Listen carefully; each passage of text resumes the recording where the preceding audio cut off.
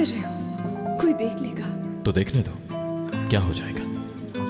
मेरी मंगेतर हो तुम। एक हफ्ते बाद हमारी शादी हो रही है। फिर भी हाथ छोड़ मेरा। कभी नहीं, क्योंकि मैं छोड़ना ही नहीं चाहता। मुझे तो ये समझ नहीं आ रहा दादा ने इजाजत कैसे दे दी। जिंदगी में पहली दफा क्या? ये सब मीरा। क्या मतलब? आज से पहले कभी किसी के साथ बाहर नहीं गई मैं, पहली दफा है।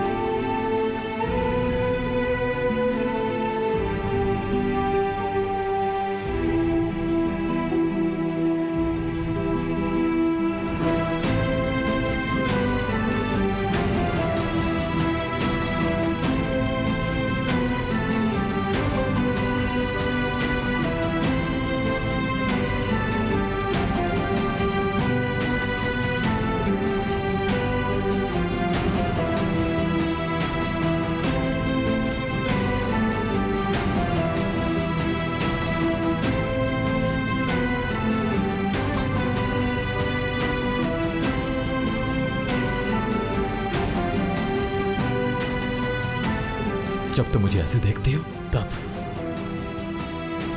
यहां मेरे दिल पर छुरियां चलती हैं रियान। बहुत मुश्किल है मेरे लिए। मेरे साथ ऐसा मत करो प्लीज, ऐसा मत करो।